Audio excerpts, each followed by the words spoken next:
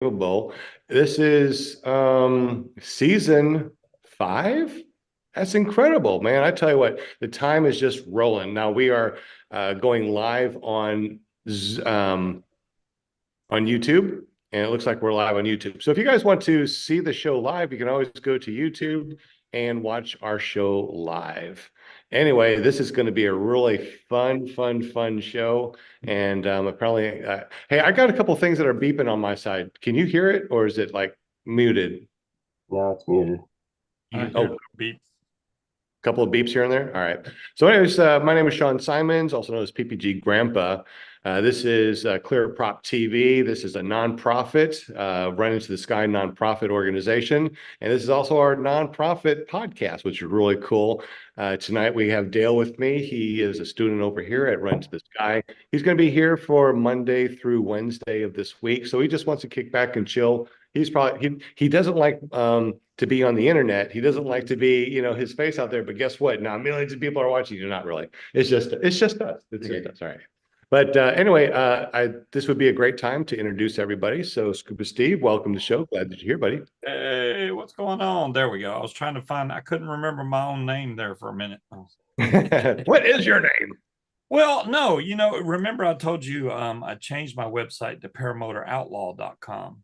Oh, yeah, outlaw. And now Bill H is now PPG Outlaw. Oh. Yeah. Somebody's You might creeping in your territory there, Scuba. Now, you know what? Hey, the more the merrier. We could have outlaw number 1, 2, 3, 4, 9. I don't care. It's fine. We'll all be outlaws before too long. I was wondering who that was when I saw it in the chat. Yeah, I was like, wait, wow. I thought that was you in there. I'm like, why would you have yourself in the chat? Right? Just changing my name I was around. like all confused. I'm like, wait a minute. Okay, that's cool. Yeah. So, and we'll all be. Oh, I just heard myself talk again. I don't need to hear myself again. That's for sure. Yeah, I do a show every Friday, 8 to 10 Eastern Standard Time. Y'all come check it out. We just have fun on there. I mean, I know talk about vaping and paramotors, but we usually just, like last Friday, we talked about literally everything, including marriage, which got rough. So, yeah, I'm going to just bypass that one. Glad that you're here, Scoot Steve, and I'll never remember that .com. I'll just remember Paramotor Dude. So I'm messed up for life. I'm sorry. We also got our very own Linda Anderson with the pom pom. So you're on mute. So make sure you unmute and pom pom. Yay! Hi everybody. Welcome Monday night. Welcome chatters, viewers, listeners, everybody out there tonight on Monday night. The only place to be is right here with all of us, and we got a great show coming at you. So make sure that y'all get relaxed, grab those snackies, and enjoy. It's going to be a good show. Welcome. It's going to be a great show because we do have Ryan Rides. He's going to be talking about drones tonight, and this is going to be really awesome. We also got Will Fly from Will Fly PPG. What's up, buddy? Good to see you, man. It's been a minute. Been a minute. Yeah, it has. What, since last week? I can't believe it's Monday already again. I know. It just goes by so quickly. Yeah, seriously, this winter has just flown by, and I haven't been flying as much, but yeah, good to be here. You can check out my videos on YouTube, search for Will Fly, or you can go to willflyppg.com, take you right there. .com. And we also got our very own Jim from Canada, the only guy I know that has maple syrup smelling money. People want to smell his money, and then his money disappears. How you doing, Jim? I'm doing well, and yourself? Not too bad. I went to Kansas yesterday and flew. I came down here and flew today. Have a blast. I love flying. Awesome. I went flying the other day. So awesome. My first time this year. It was really quite nice. I did some pylon racing. I slid on the ice for a ways, and yeah, it was a good experience. I love when slid as in a foot drag, or you slid as in you crash slid. There was a snowmobile ice track for snowmobile racing, and so I went around the ice track on my feet. Oh, okay, cool. Yeah, that it was sounds really like a lot of cool. fun. It was definitely going hard. Well, Yeah. I'm glad that you had a good time. You're also our official sponsor. You run Care PP, which is Care Printing and Publishing. Tell us a little bit about that and that little QR code. And I hear something about I'm worth 10%. Yeah, you'll never believe this, but PPG Grandpa is worth 10%. If you give us a call, we'll knock 10% off your bill if you mention the show. That's awesome. Thank you so much for doing that. Appreciate it. You can get some really good calendars from Jim. Get up with, is it ppgcalendar.com or is it paramotorcalendar.com? ppgcalendar.com. Okay, so you can go ppgcalendar.com, check out the calendars. He makes them for us, and we definitely appreciate it. But tonight is not about me. Tonight is not about the panel. Tonight is all about Ryan Rides, which is also on the panel. So How's it going? tonight, Ryan is going to talk to us about his really cool drone shows that he does, more in depth, because a lot of people have been asking, it's like, so you've been doing drone shows, what does that entail? And he tells us about it every once in a while, but this show is dedicated to Ryan and his drone show. Dude, welcome to the show, as always. Thank you. Thank you very much. Good to see you here like you are every week. That's awesome. But now you're a guest. That's cool. So just so everybody knows, and I'm sure they do, but just in case they don't, tell us a little bit about yourself, how you got into paramotoring, and then how did you get into drones? All right. Well, those are very complex questions. I have very long stories for those, but I'll try and keep them abbreviated for the purposes here. The drones, I got into, I was at the time, I was very much into photography, and it was quite early on in the drone world when drones were really starting to get a foothold in more in the photography world and in the general populace being able to purchase them. I was during the phantom phase of the drone world when things were really starting to kick off and become readily available. So I saved up a bunch of money and spent about $1,200, got myself a Phantom, and started using the drone for photography purposes. I want to say it was probably about 8 to 12 months after I got into it is when the FAA started clamping down and started requiring licensing.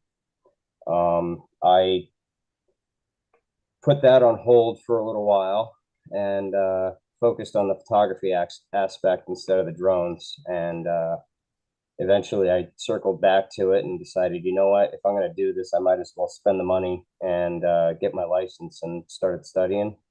Got my license and just never looked back. It's just been full steam ahead.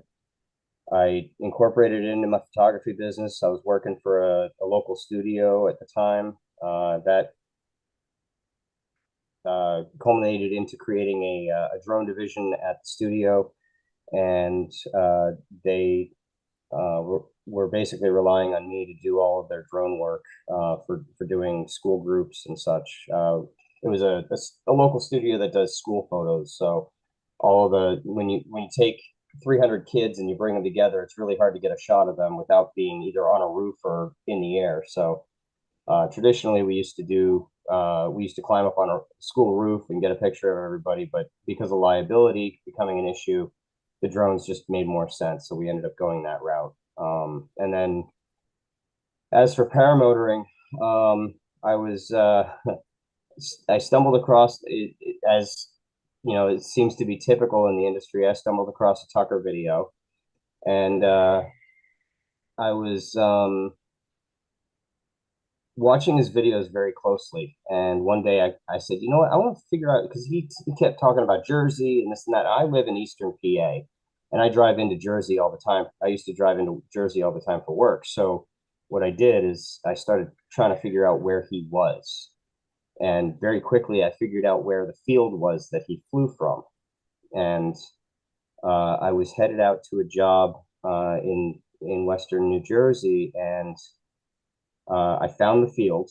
And then on my way back, I saw a wing pop up in that field. And I was like, oh, he's there. I've got to go.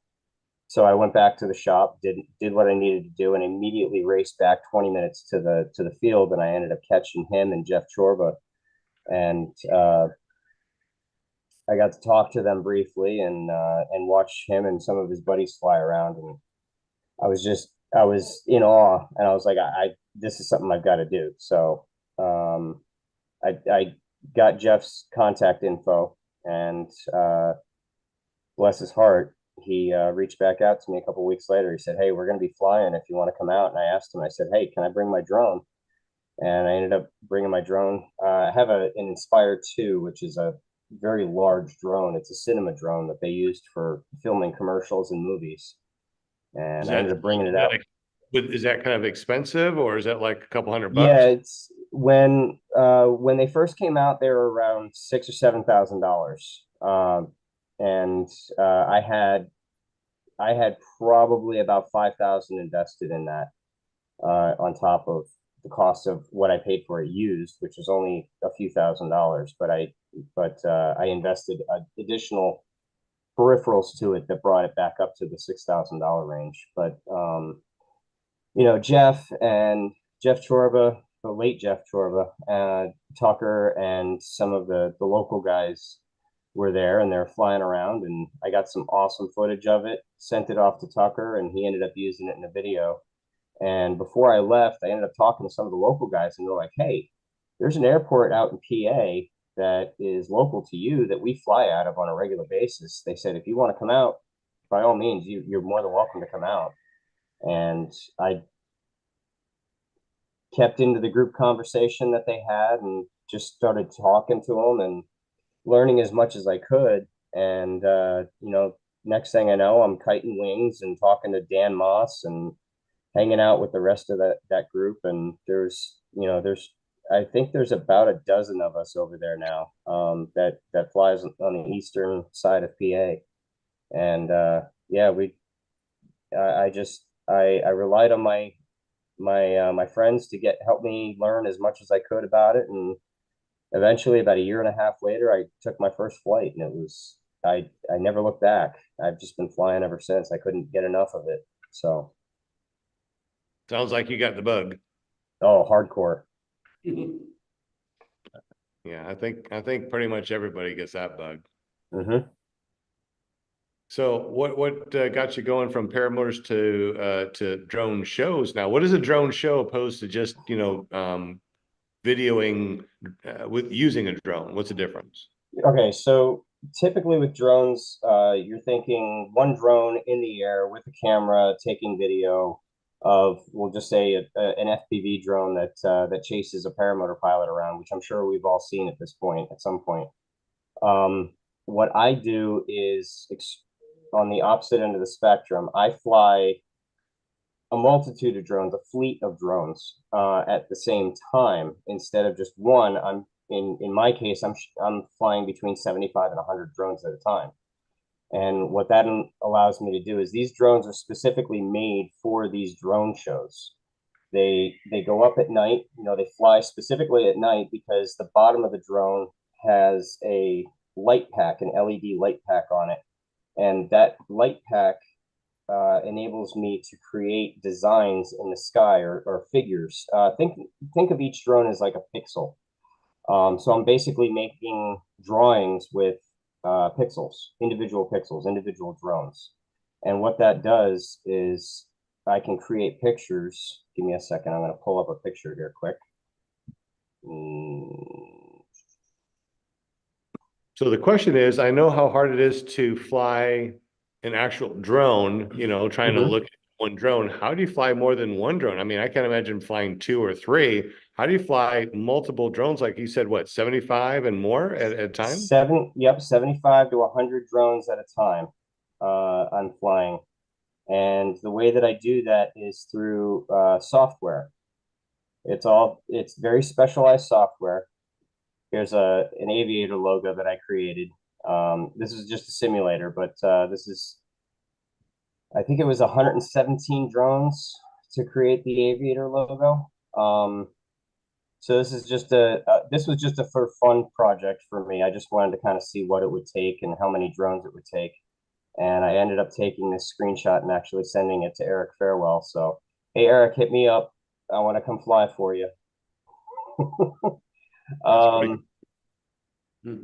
And what we can do is we can take this and we can animate this and we can shift from one image to another and tell a story. And the nice thing is we are able to time all of this to a soundtrack and really tell a story. Now, the parent company of Starflight Drone Shows is Celebration Fireworks. So I'm coming over from doing fireworks for 18 years to doing drone light shows. And now what we're doing is we're tying them all together and creating one cohesive show. So it's not just hitting beats with pyro, it's hitting beats and throwing an image in the air that creates a mood or tells a story that we want, that the designer wants to tell, which in some cases is me, some cases is the owner of the company, Chris. So it's a very cool medium that is relatively new, and it's only been around for maybe the last 6 or 8 years, and it's becoming extremely popular because fireworks are becoming more taboo because of the noise and the fallout, all the stuff that is generated by the cardboard and the debris that falls to the ground. So the drones are an awesome option for something that's a little more environmentally friendly. So anybody can go and find you guys and say, "Hey, I want to have a show." You do a show. So is there a specific amount of time that the drones can be in the air? I mean, I don't think that you can do like an hour show, or can you? How long can you actually do a show?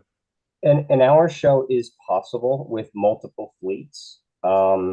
So what you would do is break the show up into groups, and each group would have a segment of the overall event, and you could launch them at different times. That's very logistically challenging, both because of airspace and timing of things, but it is possible. We typically will do a single show that lasts between 12 and 15 minutes. We've been trying to push the envelope a little bit and see what our specific drones are capable of, because different drones have different capabilities, and obviously battery life only allows for a certain amount of time. So we try and keep it between 12 and 15 minutes. And 12 and 15 minutes is only because of battery time. So if we get drones that have longer battery time, then we can do longer shows. Yeah, absolutely. Okay. And you said your fleet's 75, but you want to bring it up a little bit more. What's your max that you want to have, or where do you want to be eventually? Well, we're actually my pilots don't know this yet, and I have a meeting with my pilots later this week, and if they're watching, I'm going to ruin it for them. But we have I just got word that we have just ordered 30 more drones, so we will be at 100 drones this year in the next couple months. So I'll be flying 100 drones at a shot. Ultimately, I would love to have 300 to 350 drones, because that's going to give me the ability to be very creative, throw up multiple images at a time, do more words. Words are a big thing when you've got sponsors that are sponsoring these shows, because they're not cheap. They are very expensive. So typically you get multiple sponsors together to help cover the costs for the event, and that will help offset the overall cost for our sponsors. And what we'll do is we'll throw their logos up. Now, logos, more often than not, will have the company name in them. Lettering takes up a lot of drones. It takes up anywhere from 8 to 20 drones per letter, depending on the style of lettering that you're doing. So it can be very simplistic, just a single line for the letter, or you can do an outline of the letter, and it all depends on what the logo calls for. So we try and make our sponsors happy, and make their logos as visible as possible for as long as possible. But we sacrifice the timing of the show by doing so. So we try and keep it. I try and typically put the logos at the very beginning as we're ascending into the show, and that gives them their visibility, as well as giving our client the maximum amount of time for their show, their actual entertainment value for their dollar. So you said the other drone that you had was like $6,000. What kind of pricing are on each of these drones that you have? Are they super expensive, or is it like that you get from DJI or something? No, these are very specialized drones. They're manufactured in Italy. The ones that we use are they're made in Italy, and they are manufactured by a company called Kaiken, or sorry, Flyfire. They're made by a company called Flyfire, and give me 1 second. I'm gonna show you what they look like here. There we go. So they come 10 in a case, and they don't have a camera. All they do is they have very accurate GPS, and they have an extraordinarily bright LED pack on them. And that LED pack can be seen for miles and miles and miles. I've actually heard of people 4 and 5 miles away being able to see our shows in the right conditions. So they're quite impressive, and they can handle wind quite well. I was very surprised. They can handle. The manufacturer claims 33 miles an hour, but I try and keep it under 20, just for safety's sake. And oops, let me get rid of that. Sorry. So in terms of costs, I mean, you can't buy just one drone. You're buying 10 at a shot, and they range in price from 1,400 on up to 3,600, depending on the brand. So Also, there's different brands of drones. Oh yeah, yeah. So this is how many different brands are we talking? Like 2, 3, or I mean, I want to say there's at least 5. I know of at least one brand that's made here in the U.S. down in Florida. It's actually one of the ones that I was looking at recently when we were looking to upgrade or update our fleet.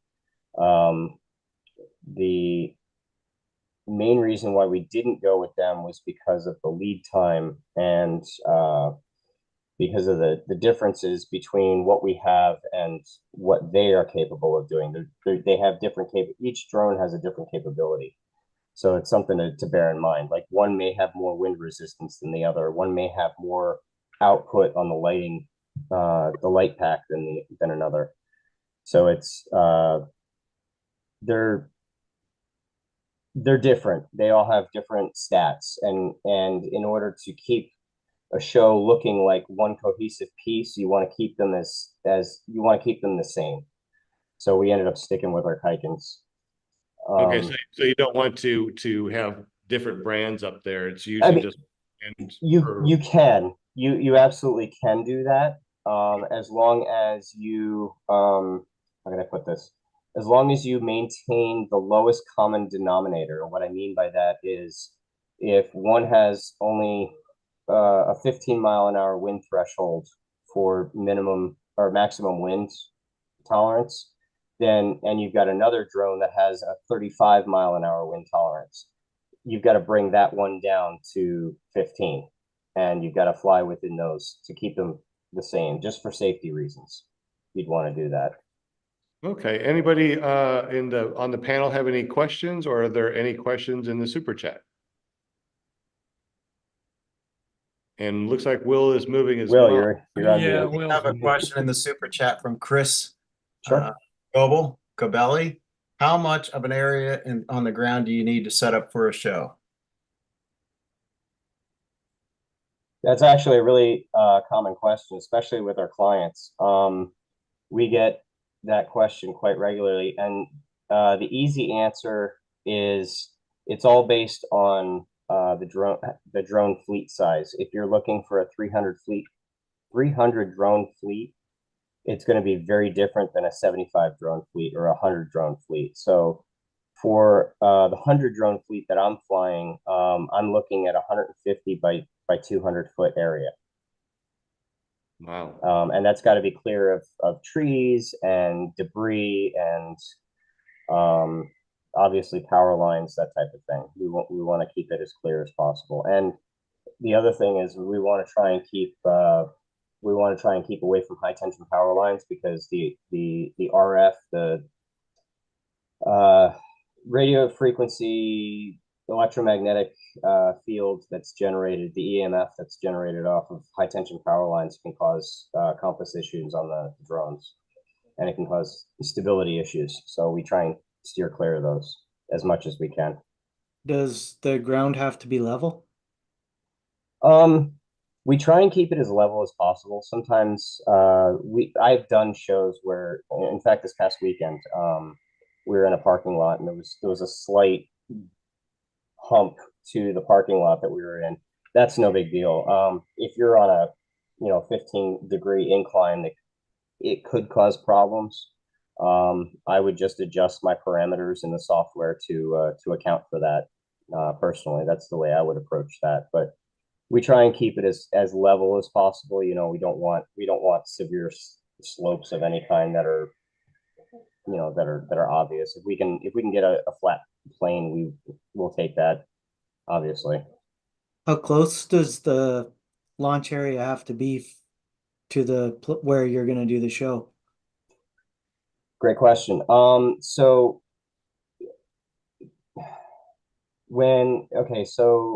a lot of times with fireworks shows, I keep going back to fireworks because that's kind of where my basis is. Most fireworks shows, people are like, they want to get as close as possible, right? Have those fireworks like surrounding you, right?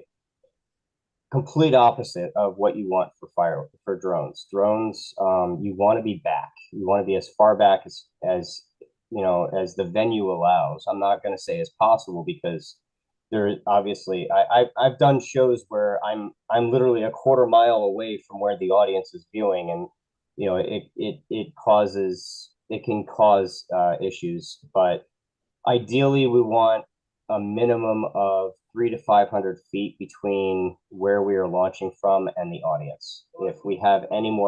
If they're any closer, they're going to be inside of our safety zone. And not only that, they're not going to have a great view. They're going to be looking up, and they're going to be looking kind of edge on at the imagery. So we try and get people back a little bit so that it looks more the way that the design is intended to be viewed. Because it's more by perspective. Exactly. Is the show, so you launch and the show happens directly above you? Yes.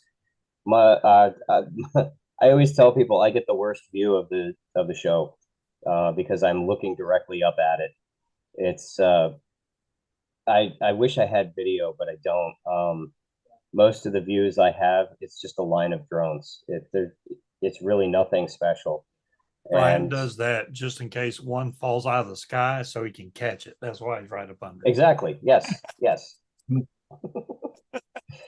That is a very interesting question, though. Real quick, if one does fail, does a parachute pop out so it does come down safely? Obviously. Secondly, do they have some sort of anti-collision like the DJI and stuff like that? As far as like not colliding with some other obstacle. Okay. So short answer to both your questions: no and no. No, they do not have any kind of parachute, and no, they do not have any anti-collision sensing. And the reason for that is these drones are imported. So this gets into some really tricky ground. Because the drones are imported, if they have any kind of AI or auto sensing, it automatically falls under something called ITAR. I'm not going to go into what ITAR is. You can look it up online very easily. It has to do with national defense and weaponry. I'm going to leave it at that. So it was a very big thing with our lawyer when we were getting our waiver, and when we were applying for our waiver with the FAA, and it was so no, there's no sensing, there's no emergency parachute or anything like that. So what we do is we have in the software, we have the ability to create what's called a geofence. And what it is it's we have two fences outside of our operation area. And if the drones for some reason leave the operation area, they'll hit the first geofence, and what they're told to do is just stop and hover. And if they continue on beyond that, it will hit a secondary fence, which will shut the motors off, and they fall to the ground. There you go. Has that ever happened to you? Yes. What? I wish I could say no, but yes, it has happened to me. So is it just like a glitch in the matrix, and that just starts? We had a lot of extenuating circumstances on a particular show that we had compass errors that we weren't aware of until they took off, and the drones just scattered, and we had issues. We as soon as I saw them starting to scatter, I immediately told the fleet to land, and we lost about 5 or 6 drones in one night. And a couple of them hit the fence and literally just shut off and died, and they hit the ground. One actually fell about 6 stories to the ground, and it looked like a dead crab. Oh, It was really sad, but I was able to rebuild it, and it is now flying again. So yeah. I think we should take 2 seconds so Sean can let everybody know that the person sitting next to him is not John Wayne. Or this is not John Wayne. This is a student that came in for Monday, Tuesday, and Wednesday. His name is Dale, and we did a great day of training. He learned that you don't want to self-train because there's a lot more involved than what it looks like on the internet, right? Yeah, don't let the internet fool you. Yeah, the internet looks like you just bring it up, turn it on, punch it and go, fly, do barrel rolls and stuff like that. Big difference. Big difference. Oh, there was another question. What kind of LEDs are used on the drones? Because they're saying they want to use some on their paramotor, Actually, the LEDs that we use on the drones are the same ones that come in the light strips that you can get on Amazon. Oh, wow. Okay. The LEDs themselves are the same. The difference is ours are mounted to an actual board, an electronics board. I believe they are I think they're 1 watt LEDs, and they're RGB. So we have the LEDs are not. I'm sorry, I misspoke. The LEDs are not RGB. We have an R, G, and B LED sequence on the board to create white. So we have red, green, and blue LEDs, not an RGB LED. So it's not necessarily that the LEDs on the drones you use are brighter. It's because you have them grouped together to produce one light. Yes, exactly. And the diffuser on the bottom of the drone diffuses the light very well. It's very efficient in how it does it, and it helps with the color mixing as well. Okay. Where are the lights? Are they on the other side, or are they underneath? They're on the bottom. They're on the bottom. Oh. But they curve, so it's a flat plate, and then it curves up at about a 30-degree angle onto the sides, but it's only maybe a ½ an inch on the sides, so it can be seen from the side. We'll just say that you're flying level with them, you'll still be able to see them. If you're flying above them, you will not. Believe it or not, you will not see them. You have to be within a certain degree of that bottom piece to be able to see it. So, and that actually falls into some of our waivers that we have to get for them, because the FAA is very stringent about having visible light after sunset and all that stuff. As we as pilots, we all know that. But for the drones, they're very stringent about it, and it requires an extra waiver, and not to mention the remote ID and all the other things that they're requiring now. So you wouldn't happen to have one there, would you? I don't. Oh, okay. Yeah, because they were asking, can you show it? I have the picture of the case. Give me a second. Let me pull this back up. I'm just surprised that you're able to rebuild that one that looked like a dead crab. I'm still going. Yeah. Yeah, it was not fun. It took me, I want to say I spent probably, I had 5 drones to rebuild. It probably took me uh 12 hours to build 8 drones back from scratch. And that's literally pulling all of the electronics out of it and starting from scratch. So this is what they look like. This was in Lake Erie, PA. This show is funny. Funny story. This show actually never flew. We were set up and ready to go, but the winds were whipping. They were blowing 25 miles an hour at ground level. And we pulled the plug shortly after. Actually, I think it was shortly after this picture was taken. It was probably within 20 minutes after this picture was taken. We pulled the plug because it was just too windy. But How do you do that for the show, like for compensation and stuff? You probably spend a couple hours getting prepared and ready and all that. Mhm. Do you Well, get there's paid for that time? the way that we work it with our clients is we will, for the most part, we will try and reschedule for another day, and that will allow them to find another event that we're a good fit for and bring us in. Uh, and if not, then we'll kick back if they've paid, you know, 90% or 100% of the cost. If we can't come to another agreement on a show or a date, then we'll kick them back a percentage of their initial investment. Because, Interesting. like you said, we have crew out there that's traveled, food, lodging, travel, that's a thing. Plus the design costs and everything else, because I spend hours and hours and hours on design for these shows. So, there's a lot of time invested in those shows before we even get to the site. Wow, that's But great. Any other questions on the panel, or is there any other questions in the super chat? Any questions on the panel? Yeah, there's insurance. Some of the big venues, they'll have insurance for, say, weather issues and stuff like that. Can a person purchase insurance in the event that it will we, fail? yeah, we actually have that incorporated into our contract.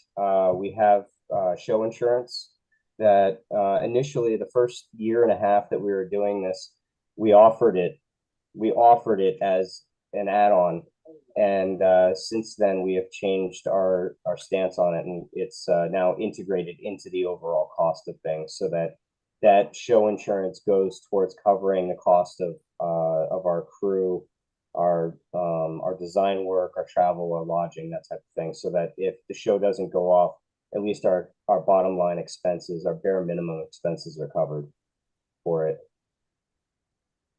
Because there's a lot that goes into these shows. People don't realize, I spend on average per year, I spend quite a number of hours on the phone with the FAA and local air traffic controllers, and filling out paperwork for NOTAMs and notices to local FSDOs and everything else. There's a lot that goes into it every year, and whether the show goes off or not, it's all got to be done. So How many man hours about per show goes into something like this? I mean, it seems like it's really incredible. it's extremely labor intensive for sure. Uh, I've never honestly thought about that. So let me give you let me put it to you this way. If I were to design a show from scratch with 100 drones, let me think here for a second. I would probably put in at least 16 to 18 hours in design, another hour and a half in FAA paperwork and and location organization and logistics. An hour and a half or two for crew management. And then on site, we would get there. We typically get there about 2.5 to 3 hours prior to showtime, to set up, program, troubleshoot, make sure everything's good to go. And then we shut our system down and wait until a half hour before showtime. Then we'll fire everything back up, wait for all the drones to connect to GPS, and do our last systems checks before showtime. So we've got about, right? What's that? Ooh, pretty. This is old. This was the original Mavic Pro. Hey man, there's nothing wrong with that drone. In fact, I'm actually kind of jealous. The battery's still got lights on. I can't believe that. Hey man, wow. That thing's been sitting in a cage for a year or more. Wow. And it still has 50% battery. Yeah, I don't get that. So to give you the short answer, you know, we've probably got 30 to 40 hours invested in a single show. Wow. And that show is only, like you said, a maximum of what, 15 minutes? Yeah, 12. They average about 12 to 13 minutes. 15 is on the high end. We only get a couple of those a year. We try and keep it between 12, 13 minutes, just to have that extra buffer on the battery, for safety. Gotcha. So I guess the customer pays by the minute. Not really. Not really. We try and honestly we try and cram in as much as we can, and that's one of the things that we do differently from a lot of the other drone companies. Is they'll put an image up and they'll let it sit up in the air for, granted it'll be animated, but they'll let it sit up there for 45 seconds to a minute. In 45 seconds to a minute, I'm getting 2 to 3 images in the air. I'm flipping between images, so they're getting multiple images in the air. In the span of a minute, you know, they're getting 3 images, maybe 4, depending on the design and how long the transitions are. So in fact, let me do this. I actually have my design software up, and I can show you. Okay, that's pretty cool. Hang tight. Why he's getting there, I wanted to show Sean this because Sean was talking about the parachute thing. This is called Get Her Back. Okay. This is if the drone goes in the water, this actually pops open and it has a fishing string on it, and this goes to the top of the water. So you can just pull your drone back out of the water. So that's what this is for. I need to get me one of those. We have, but this is not to save anybody's life. It's so you can find your drone if it drowns in the water. That's not the new flotation device. No, it's not. Yeah, this will not protect you on a paramotor. It will do. Fishing line, we got him. We got him. I really It's not gonna- thought that most new drones are waterproof and they float now. Is that not true? No, that's not true. No. That won't save your drone, but it will definitely allow you to get your memory card back, and that is waterproof. That is okay to have wet. So Man, I didn't put the cover back on it. all right, so here's the software. Let me Whoa. try and move this. There we go. I'm gonna exit out of this screen. So this is what it looks like. You can see I'm flashing at the bottom of the screen. I have the audio on that. Give me a second. Let me get rid of that. I can't hear the audio. Oh, okay. Can you enlarge it so we can see it a little bit better on the screen? Unfortunately, no. Okay. I thought we had to pay to see a drone show. Cool. So we got this was a sponsor. This is the show that I did last week, and this was our sponsor. It's a company called Delivered, and they put us behind a building. And what I thought is, okay, if I can have their I thought it would be really cool if we had their logo appear from behind the building.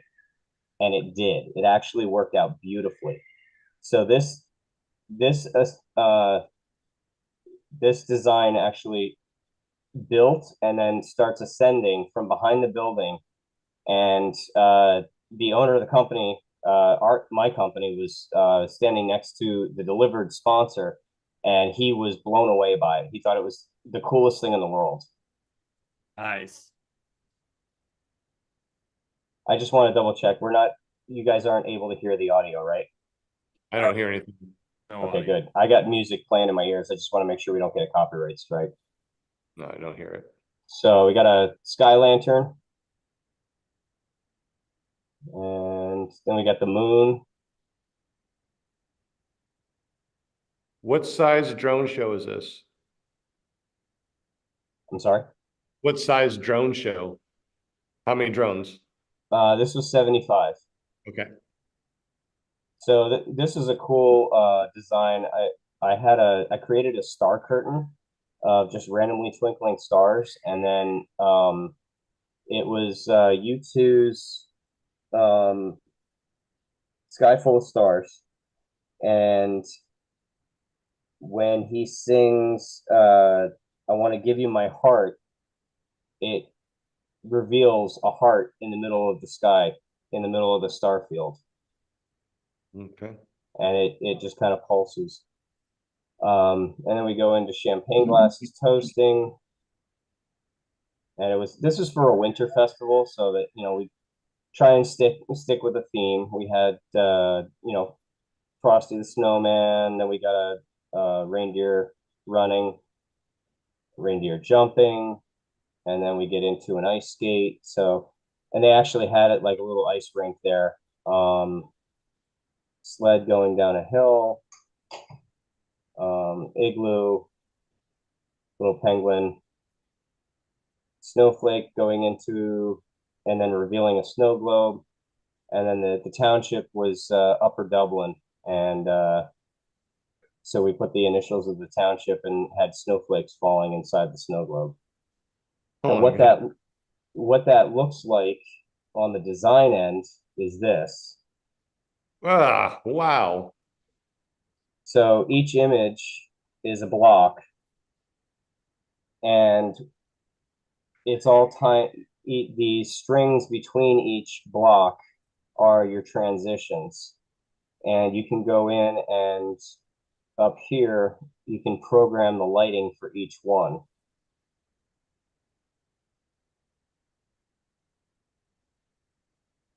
Zoom in.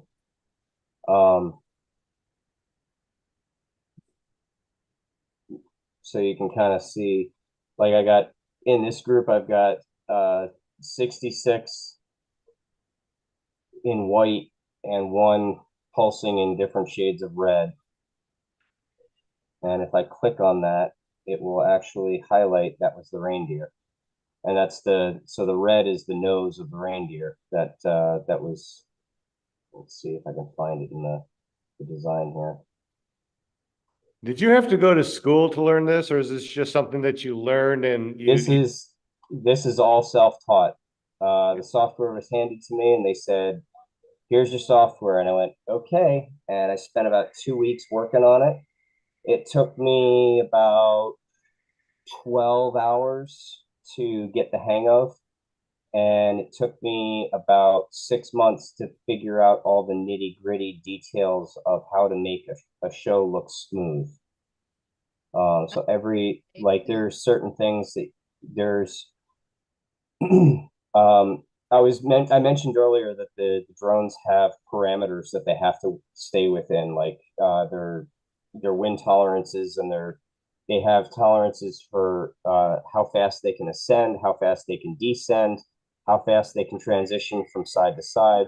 Those are all parameters that I have to program into this software, and I can double check all of that, and it will double check my work and actually give me an error, like right here. It has an error that says, hey, you're going too fast here, or you're too close here. If the drones are too close, it's going to throw an error. It's going to throw a red line. So I have to go through and I have to find what's wrong with which drones and figure out a way to fix those.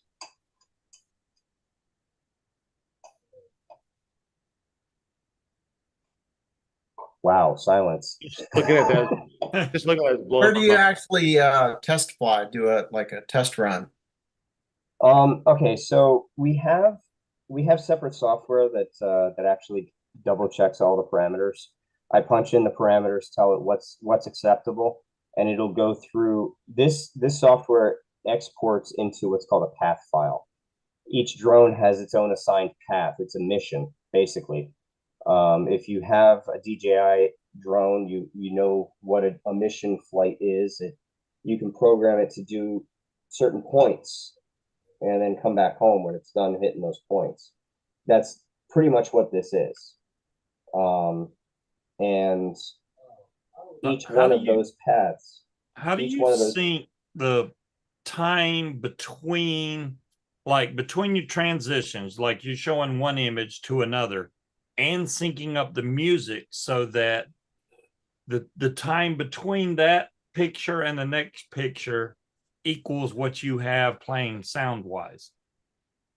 So the software, you guys couldn't hear it on your end. I actually had it playing in my headset. The software allows me to import a soundtrack, and we build the soundtrack with a 5-second lead in. It's 5 seconds of dead air before the soundtrack actually starts. And what I do is I create a countdown in the lighting while the drones are in their grid format, and they will flash 3 times, and I will actually call out over a radio 3, 2, 1, and that cue is for my my audio guy to hit play, and that's how we time it to match the exact start of the soundtrack in this in the design. Now, there's another way of doing it with actual time code, which is something that we're going to be exploring. We're going to be getting into more this year, and that's an electronic it's an audio time code. It sounds like screaming in your ears if you were to listen to it, but in reality, what it is it's an electronic time marker for the software to say, okay, you should be at this point at this time and this point at that time, and it's just going down the line. And what do you call that? An audio what? It's audio time code. I got one of them at my house, I'm pretty sure. Screaming in your ear, you say? You've got a lot of questions in the chat, Sean. All right, let's go ahead and go through the questions in the chat. Thanks. Yeah, the first one is from Tango Fly. He wants to know, are you competing against the laser shows that are out there, like they have for Christmas? No, not at all. We are actually working in conjunction with a couple of laser companies locally that we've teamed up with for fireworks, and they love the drones. They think they're awesome, and they bring laser shows to a whole new level because it's not only just light shooting over your head, but it's light creating imagery in the sky. So we've teamed up with laser companies already, and yeah, we're really excited to keep doing that and expanding our capabilities. One of our goals this year, we have a 4th of July planned that is going to be unbelievable. It's going to be a drone pyro light show, and it's all going to be timed to music, and it's going to be about 45 minutes long. Holy smokes. It's an experience. It's not just a show. It's not just entertainment. It's an experience, and that's what we're doing, is we're bringing an experience to people. So you're going to use lasers for that? Yes, we have a company that we've partnered with that handles the lasers, because that's another thing that requires FAA approval and waivers and all sorts of paperwork for.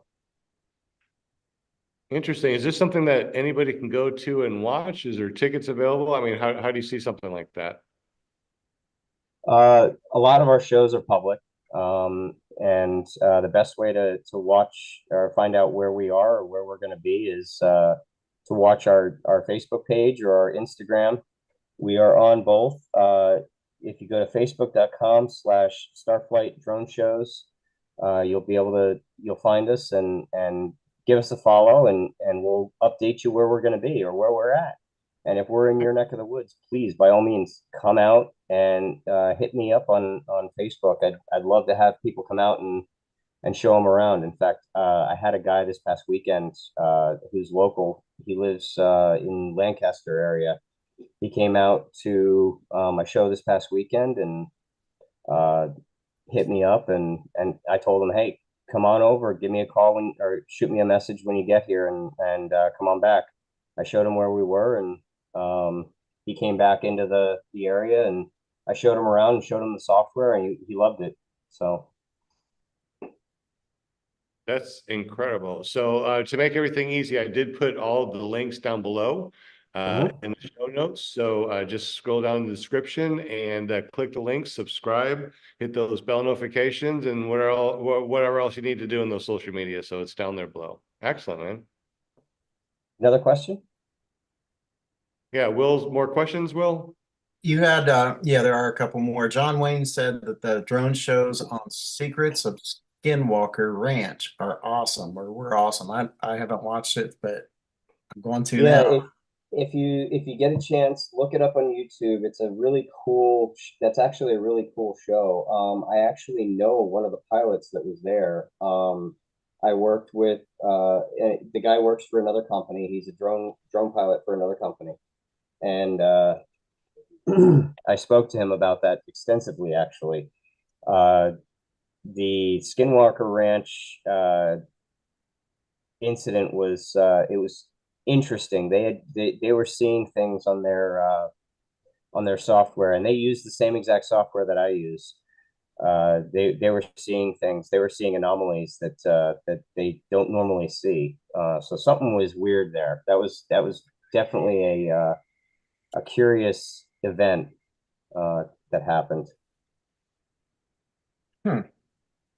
It is interesting. But like what is, like, for an example, something So, like UFO-ish, or yeah, it was UFO. They were talking about UFO stuff happening, and they were talking about there was magnetic interference, and there was they started losing connectivity to their drones for no reason right mid-flight, which is almost unheard of. The system that we use is rock solid. I personally never had an issue with connectivity once they're in the air. Typically, they're just rock solid, but they had some really weird stuff going on there. I'm not quite sure what it was. That's on Netflix, right? It is. Yeah, So I think what it's on. season and what show is that that you're talking about, that you're referring to? If you look up Skywalker Ranch on Netflix, it should pop up. It should pop up in the videos, the suggested videos. You might actually even be able to find it on YouTube. I'm not sure. Because I know that's what they're or Skywalker. Skinwalker. Oh, okay. Yeah. So there's 2 seasons. So do you know what episode there is? It a specific episode? It is a specific episode. I want to say it was somewhere in the later second season.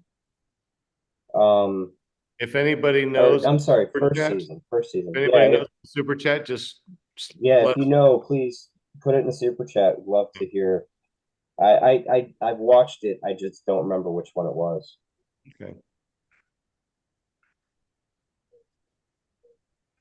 All right. Any other questions, Will, in the Super Chat, or are we? yeah. So have you done any drone racing? And I'm sorry, I Not don't me. remember who asked that question, but that was Looks like John Wayne. Also, oh no, Says it's season 4, episode 2. Who's your data? Oh, there's 4 seasons of that. wow. That's what it says. It's on season 4, episode 2. Hmm. 200 drone light show experiment above triangle in the east field, and causing major drone interferences. Blah blah blah. I guess that's it, right? In terms of drone racing, I'm not I'm not good with FPV. I've tried it and it didn't end well. uh, I actually do. I had a pilot in my crew that was internationally ranked um, in the drone racing world, and she was absolutely amazing. She came in for an interview, and I asked her to bring her drones with her, and she ended up. I asked her. I said, "Hey, could you? I want to see you fly." And she had her drone, no exaggeration, it was legit 100 miles an hour doing a flyby, and it was terrifying and awe-inspiring at the same time. It was just unbelievable how fast these things go. I am completely in awe in people that can do FPV. It's not something I feel like I can do. I don't think I have the coordination, but I have very much respect for people that do FPV. I don't even Sure. think it's the FPV side. Well, I mean, it is the FPV as far as coordination goes, because I flew that Mavic with one of those goggles on that DJI makes. And I think you need to be sitting down to do that, because if you're standing yeah. up, Yeah, but holy moly. Scuba, you're also only doing 30 miles an hour with the Maverick. You're Right, not right. doing 80, 100 miles an hour. Those things are they're a whole Oh, I other know ball game, the dude. fat, yeah, the racing ones are crazy, but yeah, with even with the slow ones though, it makes you so dizzy, because when you're flying, it looks like you're really flying. So you're like moving around, you can Mhm. yourself moving around, but you're just flying the drone. It's nuts. I couldn't imagine going 100 miles an hour with one, slam into a wall for sure. We have any other questions?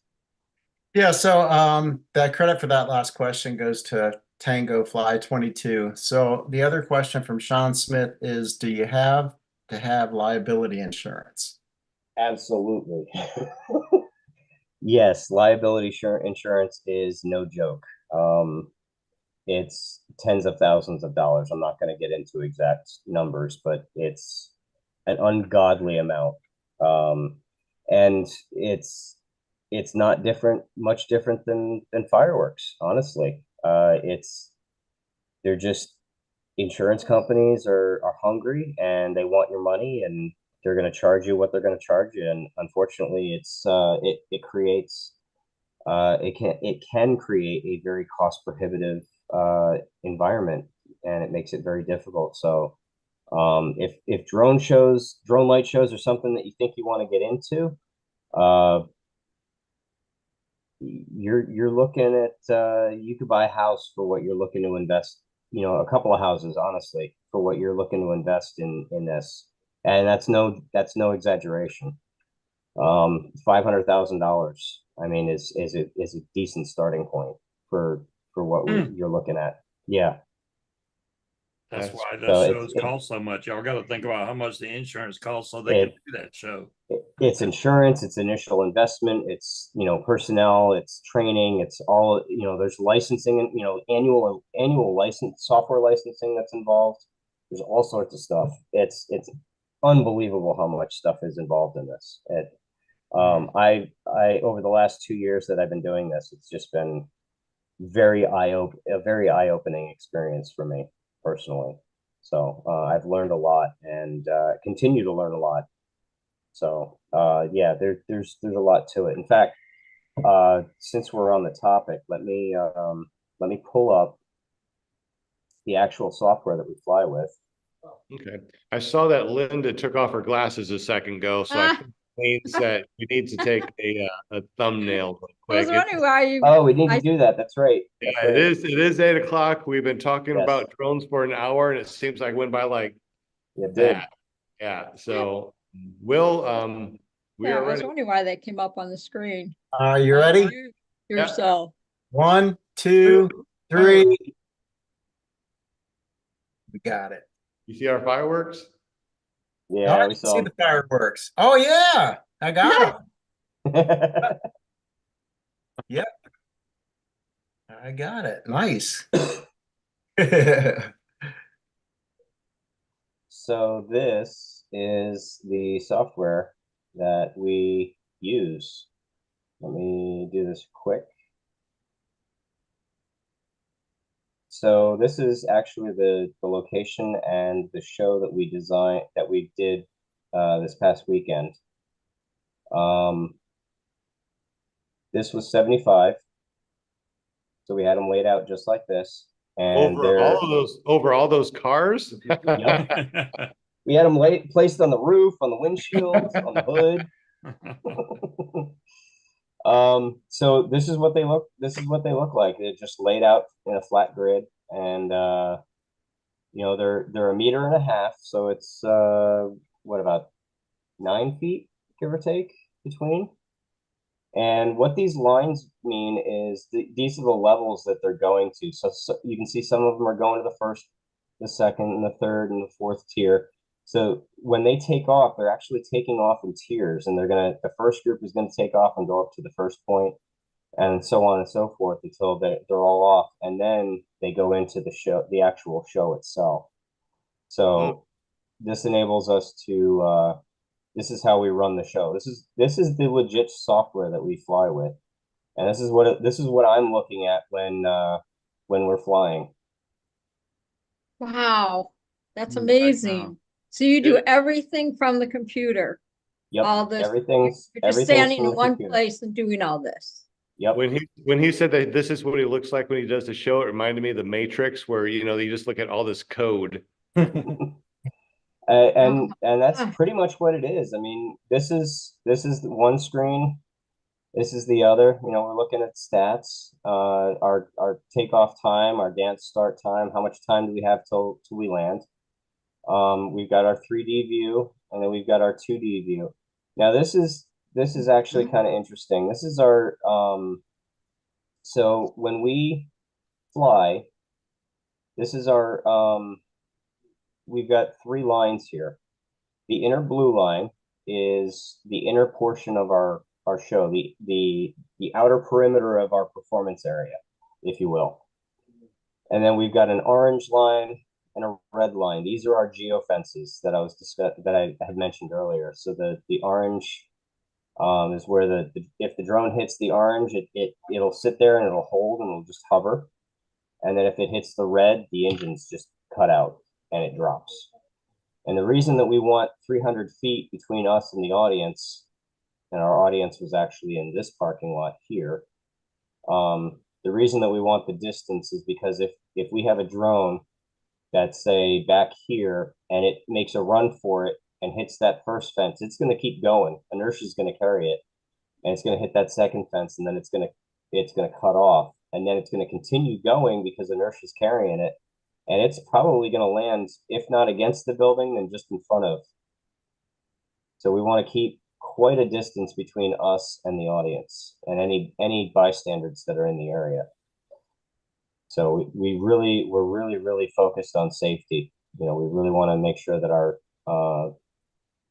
anybody that's out there watching gets to enjoy the show and not have to take a trip to the hospital or have a Band-Aid put on their forehead because they got bonked. Wow. Yeah, thank That's goodness amazing. for computers, because 75 people with remotes, there's no way they could It wouldn't end well.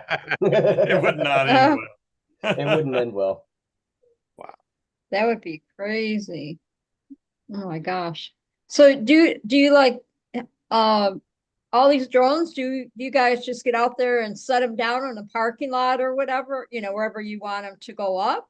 How does that, you just set them down and get them all ready for the show, and then they're just amazing. How does that? So depending on our location, it can be in a parking lot, it can be in a field, whatever the case may be. The drones that we have are kind of short. They're probably 4 inches from the foot to the top of the prop, and there's not a whole lot of space there. So if you take that drone and you place it in the grass, it's going to hit the grass, and you're not going to be able to get it to spin up. The props aren't going to be able to spin. So what we have to do is we have to put mats down on the ground we use rubber mats, and those rubber mats kind of give a barrier between the drone and the grass. But it also gives us the ability, if we have a rainstorm move in, we'll be able to go out, take the drones, put them underneath the mat and ride out the storm that way. And then when the storm passes, we'll be able to pull them out from underneath and put them back on the mats. How waterproof are they? They're not. Oh, okay. Amazing. Ours in particular are not. They're although I had a storm roll through this past July 4th. God, it couldn't have been more than 5 minutes notice. We had a storm just out of nowhere. It popped up right on the other side of the mountain from where we were. And I had 5 minutes to get not only 75 drones covered, but also my command center, which has laptops and portable battery packs and antennas and all that electronic stuff covered. And we were to compound the problem, we were on slate. We were on a slate quarry. So the rain pooled instead of draining into the ground or soaking into the ground, it just ran off. So all the drones under the mat were basically sitting in pools of water. And to make matters worse, I had the local news media there, and they were advertising for us. They did a news story. They interviewed me. It was very stressful. But bottom line, when showtime came, I was still able to get all 75 drones in the air, and still got to show up. Yeah, 75. Yep. So how many do you normally put up? Does it vary then, right? From show to show, how many drones you put up in the air? It can, depending on the budget of the show. Yeah. We've been doing 75. We just bought another 30, so we'll be doing 100 this year. I'm hoping by next year we'll be doing 150, and in about 2 years' time, I'm hoping to be doing 300. That's cool. I like how you said that it's not just that you want to make it an experience for people. Yeah, that's pretty good. Instead of just having little random things up in the air, you want to make something that they'll always remember, right? You know, like, right. And like that's the thing. Disneyland. It's something new. It's something that most people haven't seen. I have a video of it. We did a show at a golf club, a country club, and if you listen to the audio, there was no soundtrack for that particular show, but if you listen to the audio for that video, you can hear people guessing the next image, and when the image actually pops up, they cheer. We can hear that, and that's what makes it worthwhile for me, is hearing the audience cheer, and you know, the little kids calling out, "Oh, it's an ice cream cone," or it's a, you know, it's a car, or it's a penguin, whatever the case may be. It's engaging to the audience. It brings them into the experience, and you get a good soundtrack to tie into it, and it really ties everything together. So it's awesome. It's a great feeling to have that interaction, that kind of interaction with the audience, because it means that they're invested in it. Birthday up in the air, Mm-hmm. or whatever, and with the cake and all that stuff. Yep. Kind of thing. We've done a couple of weddings as well, which is fun. I actually have a wedding program that I'm working on currently. That is going to bring the bride and groom into the show and make them part of the show. Oh wow!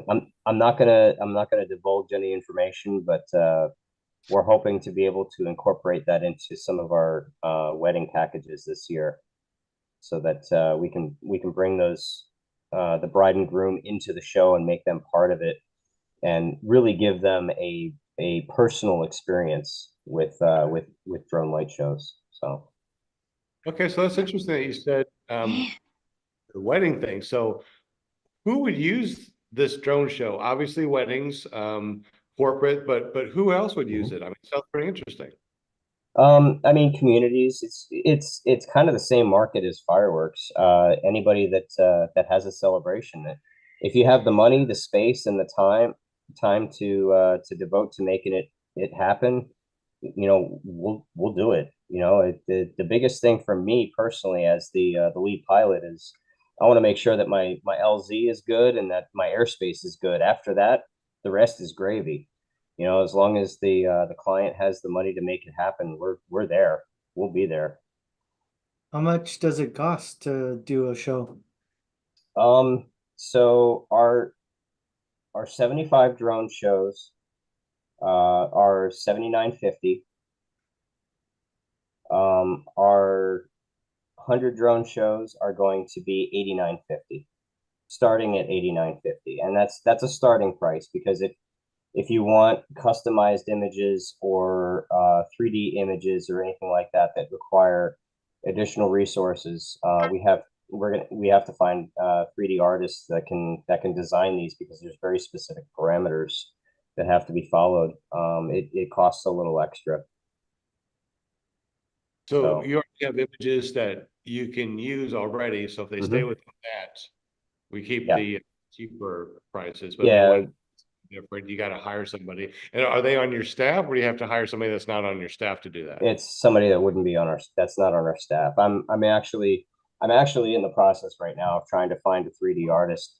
So if anybody out there has experience with Blender 3D that is good with 3D design, uh, find me, hit me up.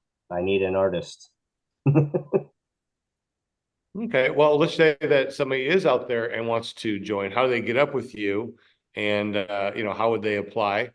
Secondly, what if we want to set up a show? How do we get up with you, and how do we apply? Easiest way to reach out to me is ryan.ross, ROSS, at starflightdrones.com. That's my email, and I will get back to you.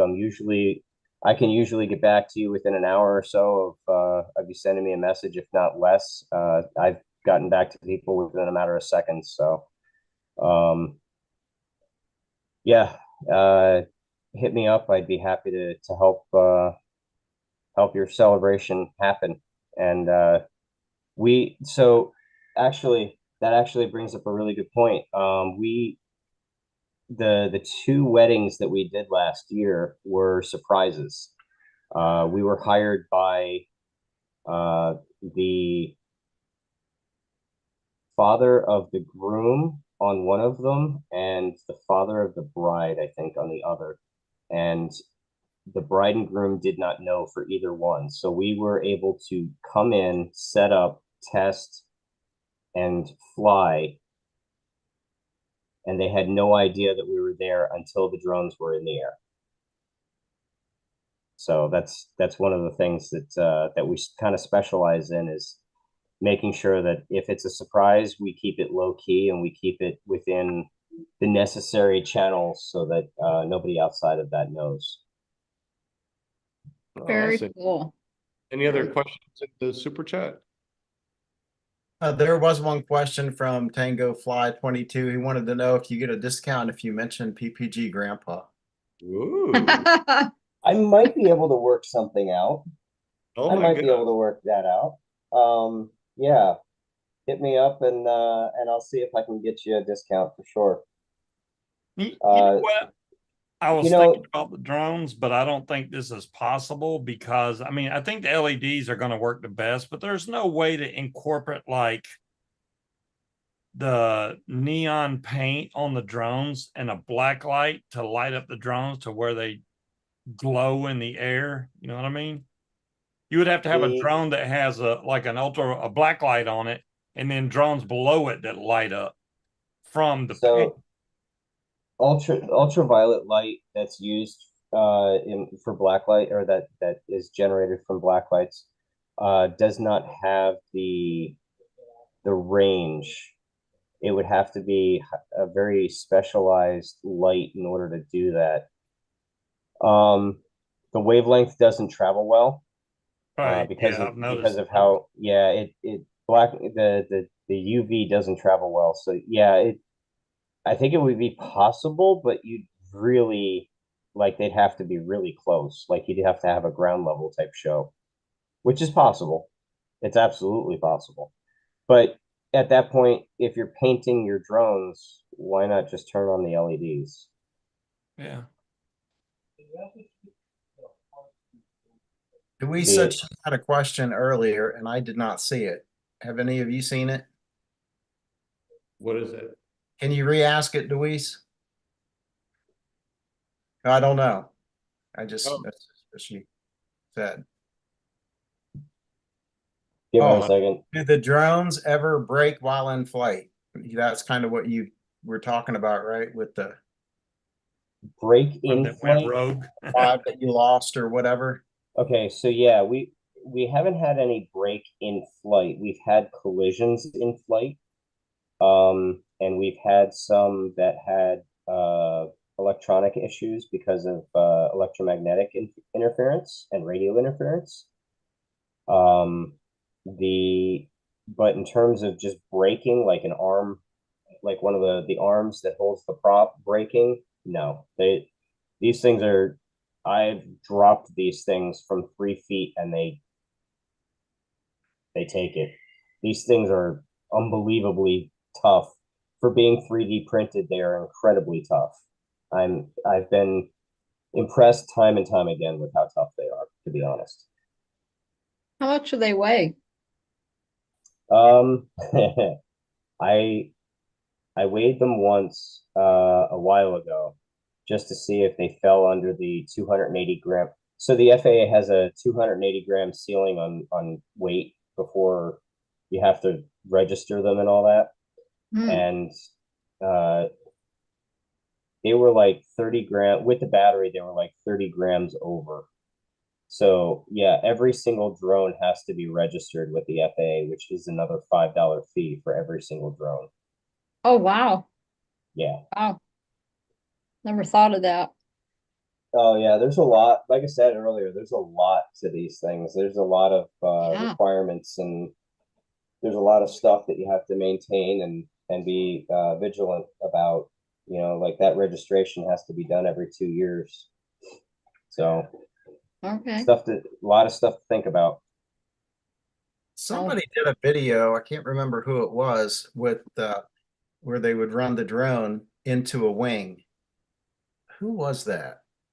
Dang it. Yeah, I saw that too. I don't remember where. I remember that one. Yeah, so Tony was asking if a drone could take out a paramotor. Oh, I know who It was. Oh, yeah, They yeah, did yeah. it. He's got They glasses. they did it into a wing, and then they also did it into a prop that was spinning. Yeah, that's right. Was that, did Avery do that video? Yeah, Avery flies. I think that's yeah. Yep. Was it Avery Flies? Yeah, well, Avery did last year or something, or the year. Yeah. He Yeah, did Avery. one, but Greg Anthony Harris did one. that's it. That's the one. okay. Yeah. Okay. Yep. Yeah, that was impressive. That was eye-opening for me. That was really eye-opening for me. There's And actually a couple. I think there's a new one here it was from a year ago, and the one I saw would have been just before that. So Flying Brian. He's got I've one. seen that one. Yeah, so that is interesting. But okay, to answer your question, I don't know if you've ever flown, but if you've ever, and gotten a bug in your eye, that's enough to take out a freaking pilot. So I can imagine what a drone could do. And I was very surprised. I had the owner of the company out with me one day. We were doing a test flight, and I had a weird anomaly. I had a drone that didn't want to land after I sent the land command, and it was hovering a couple of feet off the ground. And I said, "Just grab it," and he just sandwiched it between his hands, and it ended up catching kind of like the webbing between his thumb and his thumb, and it cut him. It cut him. Even these tiny little drones, it'll cut you. They're no joke. The blades are sharp. They don't look intimidating, but believe me, they will do damage. I used to when I was getting my drone, I would let it hover and get it lower, a little lower, and then I would grab it. I stopped doing that because I did get cut. They'll hurt you. They're no joke. Mavic has got the radar sensor, so when you bring your hand from the bottom, it'll raise up. It's like, Yeah. damn it. Yeah, you got to, it's a What's little going bit of a on? trick. You got to kind of hold it and, slowly. Right. And Scuba, let me give you a little trick on that. So you bring it lower than you want it, Yeah. and you slide your hand in from the side, and you grab it. If you reach and grab quick, you'll be able to grab it. If you go slow, that's when it reacts and it Right, moves. but you go slow because you're like, I don't want to hit one of them props. So you're Right. going in slow, and then it raises. Yeah. If you that's what if you- happened to me. And then you go fast and you overshoot. And then, yeah, that's when all heck breaks loose. Well, that's why I said you reach in from the side. If you reach in from the side and grab it and then flip it upside down, Yeah. you physically just flip it. That'll kill the motors automatically. Yeah. I Yeah. So that's I Kill always the suggest. motor if you turn it upside down. Yes, if you turn it upside down, it'll kill the motors. But you got to grab it from the side. If you grab it from underneath, it's going to react and it's gonna climb. Interesting. So now we know, don't try to sandwich a drone when it's hovering a couple feet up, right? Don't do No, that. don't. That'll hurt. Wow, that's pretty cool. Wow, that's so much information. I didn't realize there's so much that was involved with a drone show. And that's why it costs so much. Yeah. Yeah, and the original cost of starting up a company like that. That's crazy. Yeah, it's not cheap. I just want to know, does Dale have any fear of heights? Oh no, I work construction. I work on scaffold. And Oh, well, you're good, man. You my brother-in-law, well, not my, I guess my son-in-law. No, I don't know what he is, but he is scared of heights, and he works construction out on the docks, and he's scared to climb a ladder. You can't. It's like, yeah. Well, like Sean, he won't even climb a ladder. Nope, won't climb. Nope, won't be on the top of a house. Won't But climb. he'll fly all the, that's what don't make sense. He'll fly, but he won't climb a ladder. What the hell? Well, I contributed to this. All right. So if there's a big steep hill and you're in your car doing 80 miles an hour, do you feel afraid at all? No. But if you try to do the same thing on skates or a skateboard or something like that, you're going to feel, oh, hell no, I ain't going to do that. So it's feeling secure. And in a paramotor, you just feel secure. I'm right there with you. I feel your pain. I have actually the group of guys that I fly paramotors with, if you ask any of them, I've asked them a few times, are you afraid of heights? How many of you are afraid of heights? And out of the dozen guys that I fly with, I would say probably 8 or 9 of them all say that they're terrified of heights, myself included. And the reason that I fly paramotors is partially because I don't like letting my fears take hold of me. And I refuse to let them control me. So that's part of the reason that I love flying so much. You just nailed it when you say I refuse to let my fears control me, because basically I think the whole thing with paramotors is, and a plane or anything like that, you want to be the one in control. If you're flying the paramotor, you're in control. That's why psychologically I think it's okay to, when you fly a paramotor, because you control what's going on.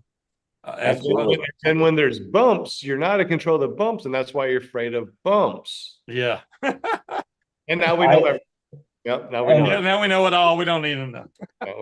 We've talked about this topic that's been talked about a lot, not just in our circles, but a disproportionate number of all pilots are afraid of heights. That's just the way it is. I don't know, and myself included, but I can still get on a ladder and on a roof and stuff like that. I'm not. Yeah.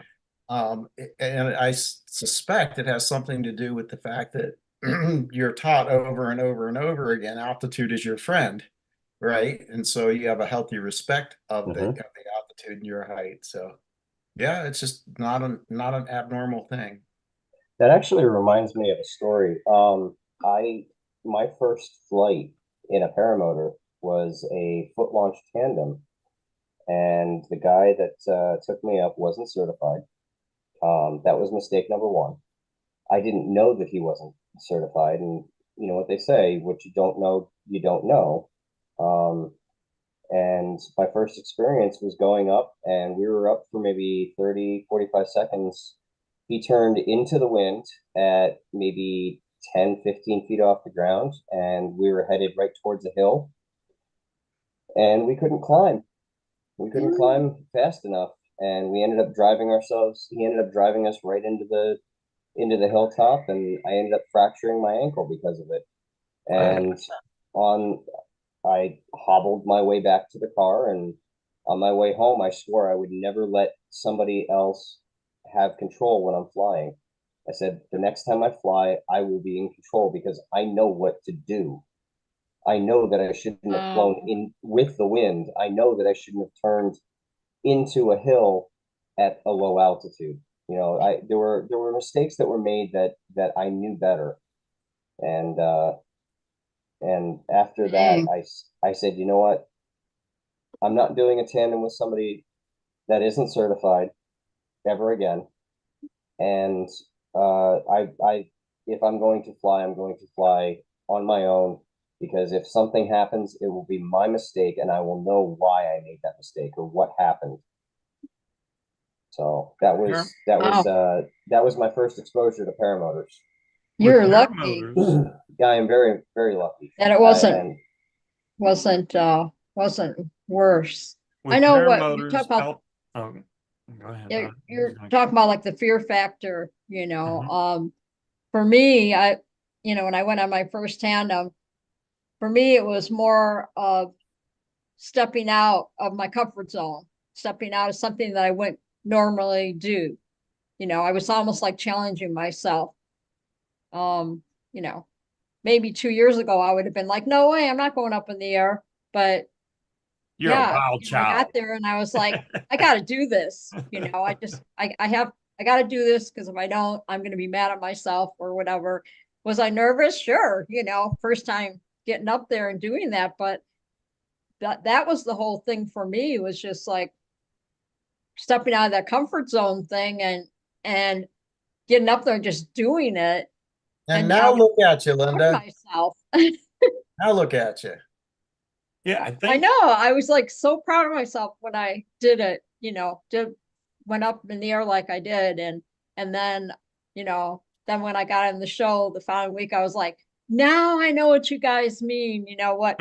Now I know what you guys are feeling when you go up in the air, you know. And that's another thing too. I just wanted to know what it was all about. And now, like I said, in May, I'm going to go back to Torch, and I'm going to go back up in the air again, take another one. So yeah, I think with paramotors, altitude is your friend. On a ladder, I don't think altitude's your friend. I don't like ladder. It's more time to contemplate on the way down, that's all. Yeah. Well, I'll tell you what, tandem's something that I haven't done since that day, and it's something that I've wanted to do with somebody that I know and I trust. Sure. So it's on my list. It's on my list for this year. I'm hoping that Kenny from Pennsylvania PPG can take me up, because he's a buddy of mine. So I really want to get back up and experience flight without being at the controls and having to worry about all of the stuff, all of the things. See, then I want to hear after you do that, because that would be another case where you wouldn't be in control. So does it make you scared of heights when you fly tandem, where you're used to having control, and then now he's going to be flying? So does it make you scared all over again? I want to know if you feel scared flying. Well, the thing is too, you know, he just said that he trusts the guy too, which is different from the other guy. Right? That's true. That's true. Because when you trust the pilot, you trust the pilot. That's a really good point. I will let you know, Steve. That's actually a really good point. Yeah. I will. Now you're going to be thinking about it know. the whole time you take off. Am I scared? It's going to throw you all off. I shouldn't have said anything. So I guess the big question is, what do you think about Amazon drones? Those have me worried. So a few years ago, when we were just getting started in the company, the owner of the company and I went to a drone convention down in Florida, and there were a bunch of companies boasting BVLOS, which is beyond visual line of sight, capabilities, and they're working on getting the BVLOS situated and getting their approvals, and they've got the technology, this and that. And I went up to every single one of the stands and I said, what are you doing about manned aircraft that aren't broadcasting for avoidance? What are you doing about that? And they said, well, we haven't quite figured that out yet. That should be a big figure it out type of thing. Yeah, but this is 2 years ago. But even still, and I was like, how are you looking to get your BVLOS certification without having avoidance technology built in? And Even DJI basic drones have that put in. Yeah, exactly. But the difference is these delivery drones are flying at a higher rate of speed than your average, consumer drone is going to be capable of.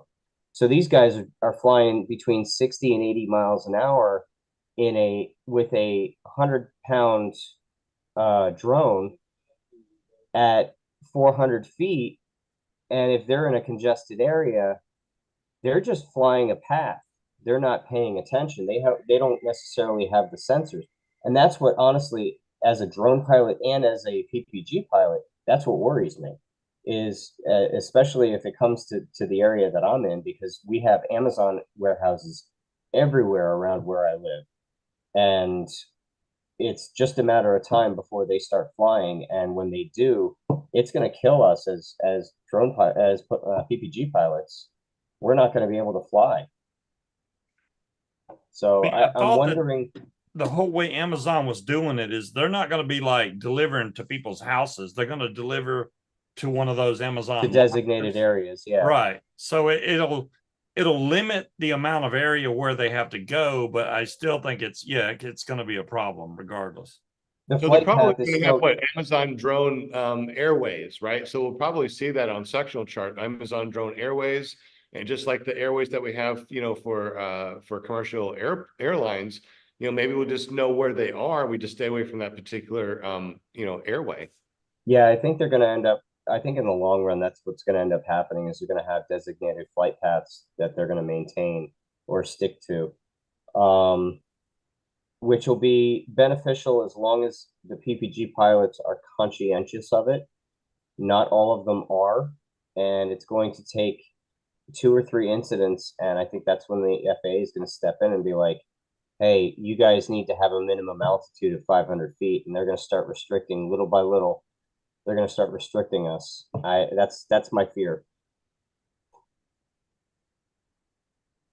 I'm hoping that they just have their airways and they put it on, the sectional charts, and they say, these are the airways for drones. Stay away from these airways from drones. Maybe they'll just make it a particular, maybe it's a Class D airway type of thing where we have to stay away from that type of thing. I hope that they don't I hope they don't make us where we have to have a minimum of, 500 feet, but just maybe 500 feet away from these airways, which I would be perfectly fine with, as long as I can get down low and slow and foot drag. Right. And that's, I echo your thoughts as well. I feel the same way. I hope that we can work around each other and make it work. But we all know that there's always some knucklehead out there that just, they buy equipment off the internet, and they go, hey, let's give this a go. And they just run into the air and go without any regard for any of the legalities of it. We all know that there's people out there that do it. Oh, shoot. You just said that you had a guy that did an illegal tandem. So, I mean, there's people that do that too. Yeah. I mean, I think they know better. I hope they know better. I mean, how can you not know better? Well, sometimes they're just, common sense isn't so common anymore, right? That's what they say. That's the truth. I agree. So Jason Warbelow, I hope I'm pronouncing that right. He says that he had his first tandem from his trainer after 34 foot launches on his own, and it was so stress-free, such a cool, different experience. And my experience with tandems, it mimics that. I mean, every chance I get to go up on a tandem with somebody I trust, that is the key, somebody you trust. It is just like the second best, I guess, that I've ever felt in the air.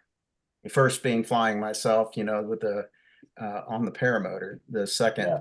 would be because you just get to relax and sit back, Mhm. especially if you're flying with a group.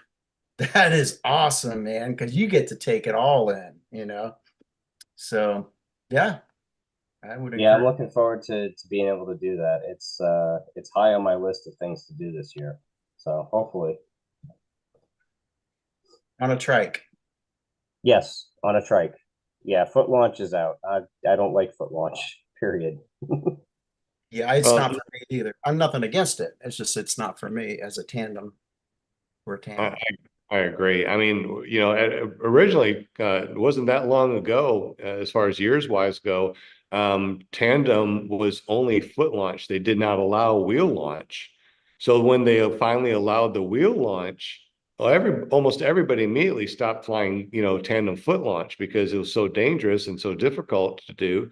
When you're on a trike, you just sit there, you take off and you fly. You come in. It doesn't make any difference if you have a motor out, you can come in at any direction and land at any speed. And, the safety is really improved with tandems on wheels. So I agree. Tandem on wheels is the way to go.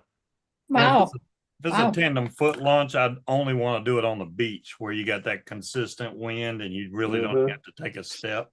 That'd Yep. be the way to go if it was a tandem foot launch. But yeah, I'd rather just go there and just sit down. yeah, do the They trike strap you thing. I in, mean, everything, yeah. and just go. I'm not much. I wouldn't be good at foot launching anyway. My short little legs and everything. That'd be a mess. It'd be fun Linda, to I want watch though. Linda, I want to wingtip bump you when you're doing your tandem. What's that? Said I want to do a You want to wingtip touch bump your with tip? Linda. Oh Right. gosh. I still didn't hear what he said. Say it one more time. Said I want to do a wingtip bump with Linda when she's doing tandem. Oh, there you go. That would be cool. Yeah. Yeah. I would be, yeah. I'm sure I would probably just be yelling at the top of my lungs like I normally do. Yeah.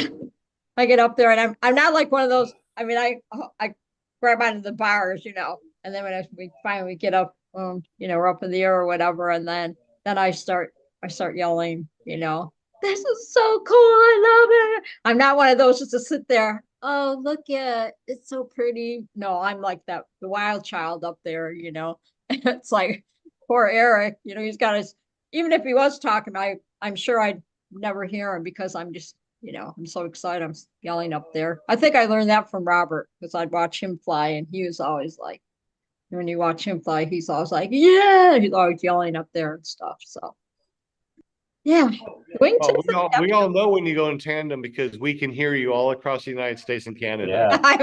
Yeah, I believe it. Yeah, yeah. And the second time when I went up, I was like so excited, and I was yelling and saying hi to my daddy-o, up there and because I knew he was watching and yeah, it was pretty emotional. It was pretty cool.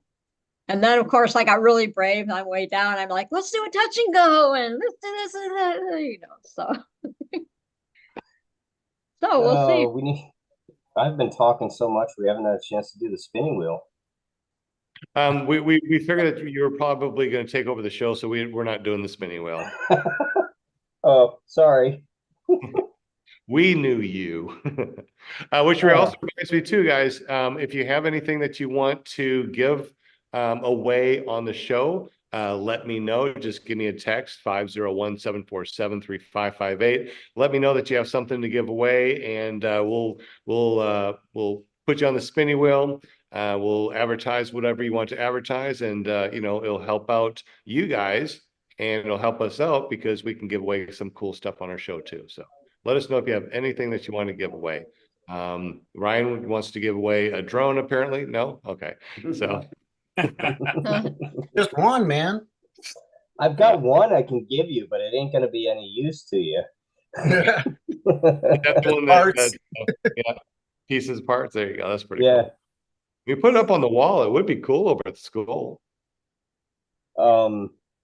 Yeah, I'm hoping my goal this year is to hopefully get in with a fly-in. I really, really want to do a show for a fly-in. That's kind of a high goal for me this year, but we'll see. We'll see. Very Cool. interesting. Are you going to make it over to the Run Into the Sky eclipse flying? I will be there. Okay. I'm in the process now of working out logistics for that, and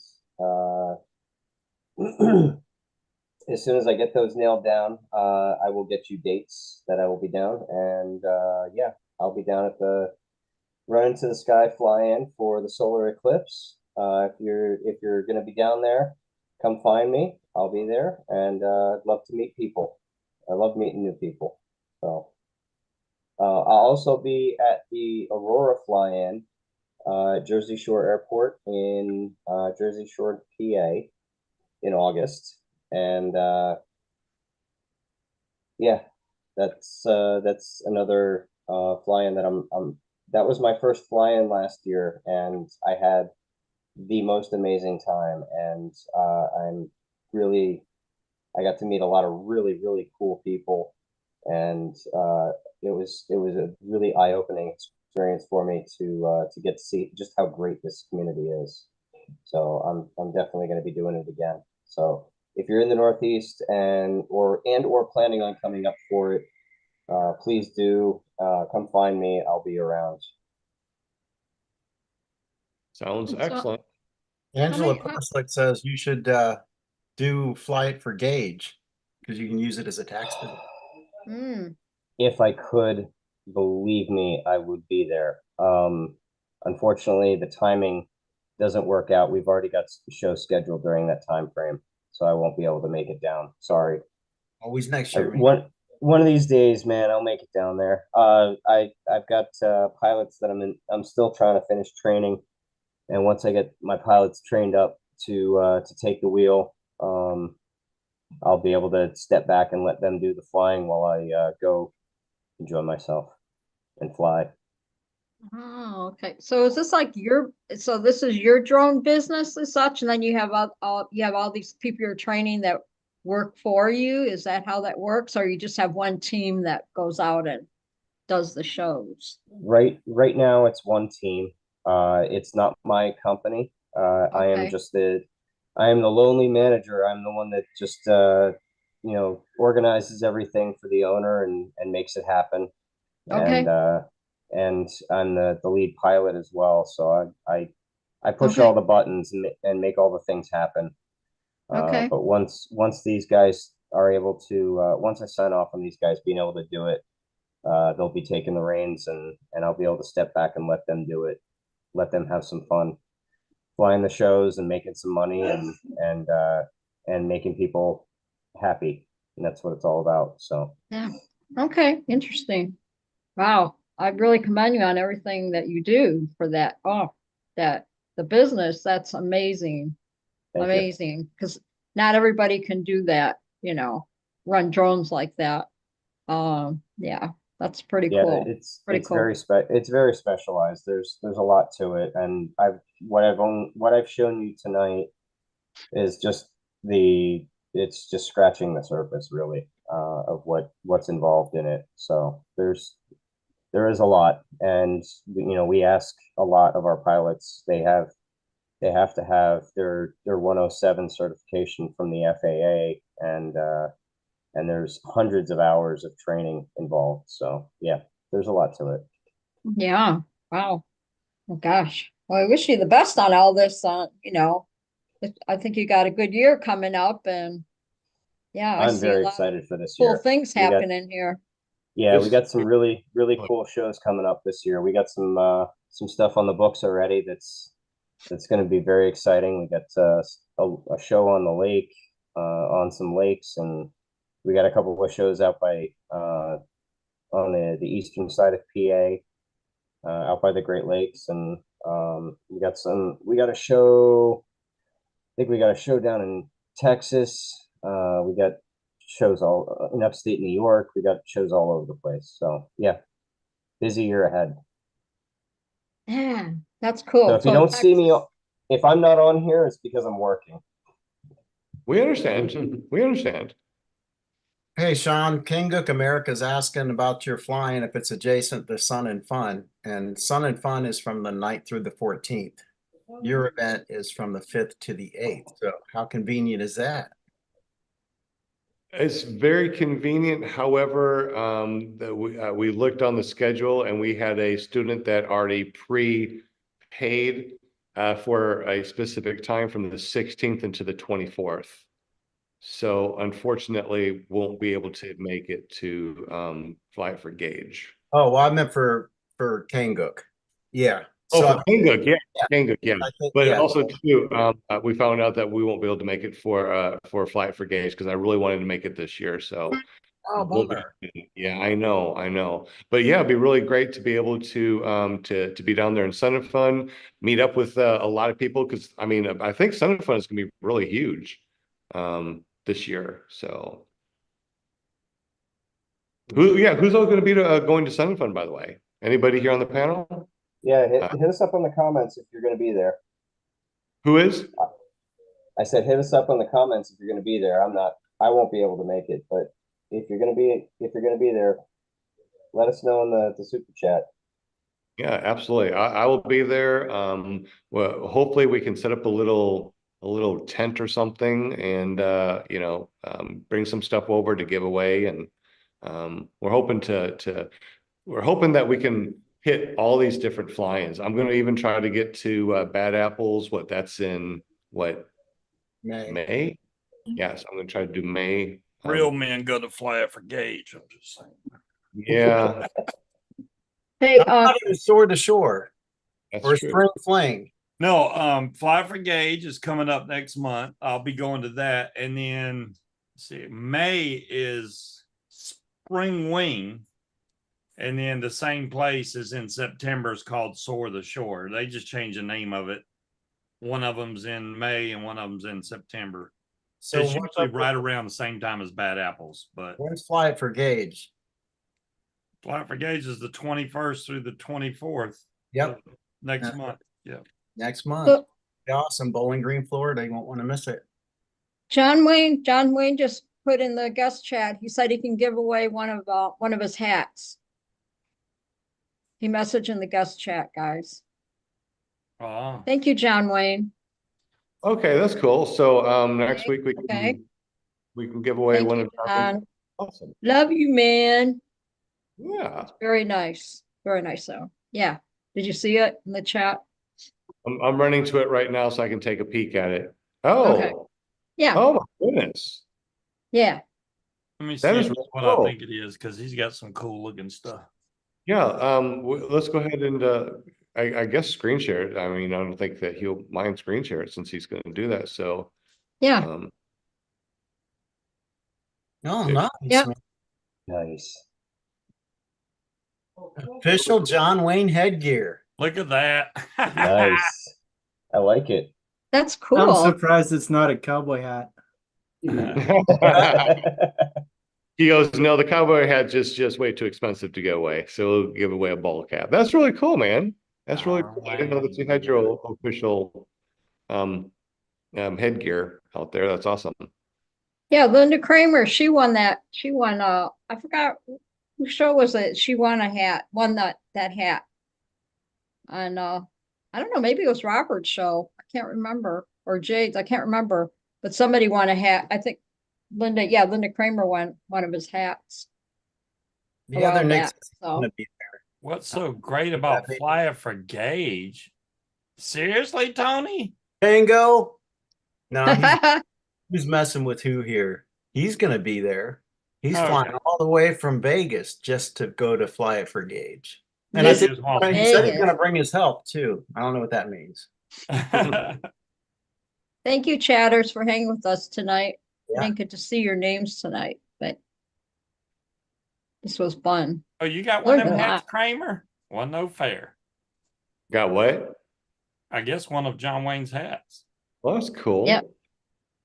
John Wayne, I want one of your hats so I can sport it around. This thing, my Marine Corps hat I've been wearing for years is getting ready to, maybe hit the We can wall put of it on the wall of fame.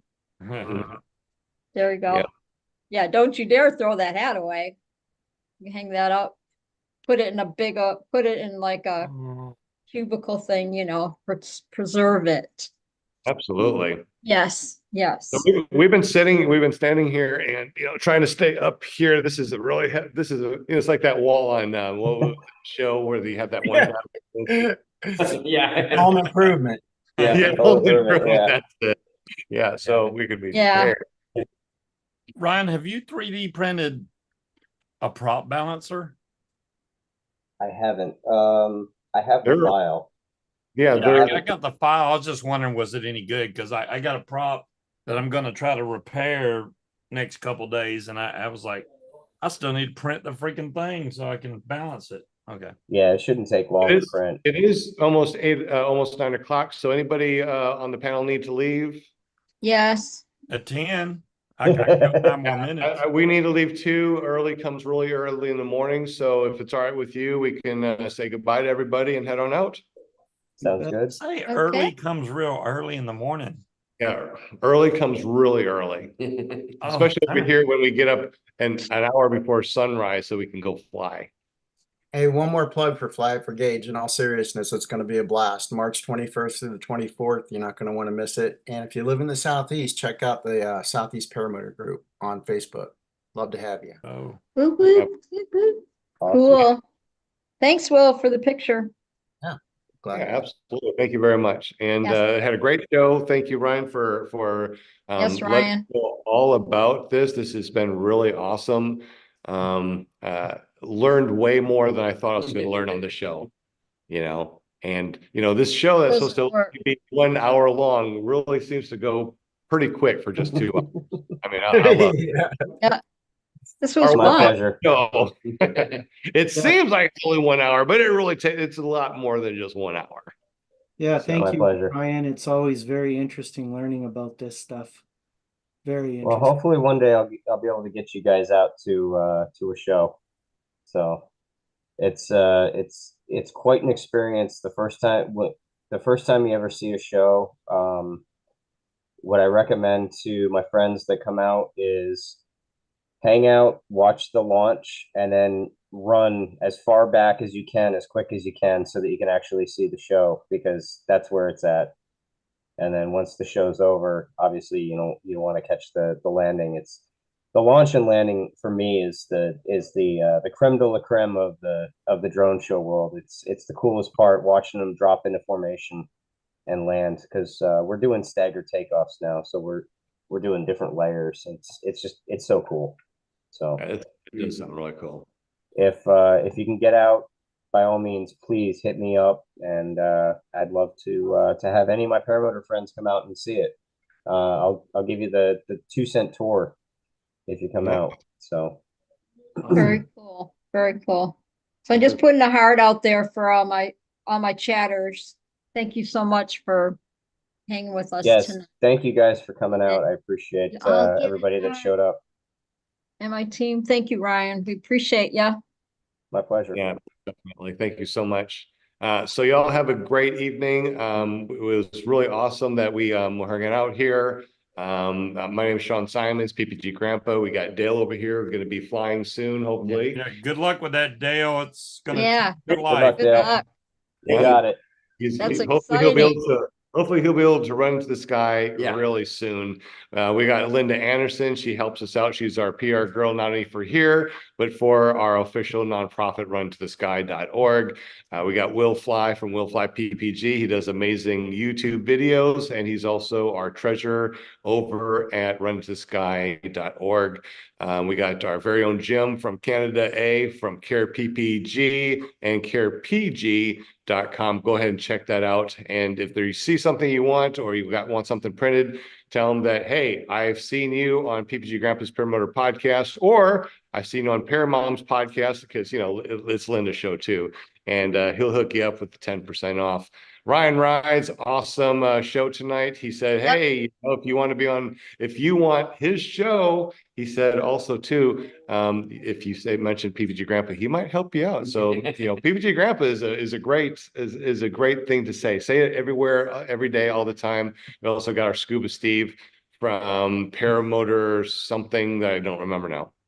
ParamotorOutlaw.com will take. Oh man, he's an outlaw. So he does a show every Friday. So make sure you go check him out at Paramotor Outlaw. Linda, you got a famous son, right? So what's your famous son do? He did something famous on Thursday, right? What's that? Paraglidingtalk.com with your host, Robert Michaels, my awesomest son. We always have a lot of fun on his show. So make sure you check it out on Thursday night, paraglidingtalk.com. And you can hang with Sean Nasfer and Anthony Pararingo, his team, and Scott L. They're all awesome. I love their show every time I'm on there. And I had to laugh because when he had, the last show he talked about flying circus. And I said, yeah, how many times did my name come up? When people come up and walk up to you. The poor guy, he didn't even have a name. All they do is they look at him and they go, oh, hey, I know you. You're Paramom's son. And Robert was like, Mom, I don't know if I like that. He's a very likable mama's boy. That's good though. Hey, when you're a celebrity, like mother, like son. With mom, for sure. Yeah. That's awesome. Much love. I love you guys. All right. Appreciate Thank you very y'all. much. Y'all have a great evening and blue skies. And Tomorrow. Shane, never trust. Oh yeah, Shane, never trust a skinny chef Shane. Oh, okay, so he's doing it tomorrow. Okay. Yeah, Paramotor Hangout. No, it's called Tuesday Night Hangout. Tomorrow, 8 p.m. YouTube. And to get there, just go to ppgshane.com. We'll find out together tomorrow. Wednesday night, just want to fly. Be there or be square. Get on there. Yeah. Age 25, so you can find her a Paramotor girl. So yeah, there's shows all week long. I mean, from Monday to Friday. Just make sure you're in, and or if you're flying, you got a good internet connection, and check us out when you're flying because the summer's rolling around. So can't wait for all of us to run into the sky and go fly and enjoy it. Right? Ready? Fly. There you go. Oh, cool. Have fun, man. Guys, y'all be safe. I know Wednesday the weather's supposed to get kind of dicey up here, so we'll see. Y'all keep it up there because I'm supposed to get. Yeah, stay warm. I mean, Thanks yeah. again, Ryan Rides. Thanks again, Ryan Rides. We appreciate you, buddy. And we'll see you all, I guess, next Monday here on PPG Grandpa's Paramotor Podcast.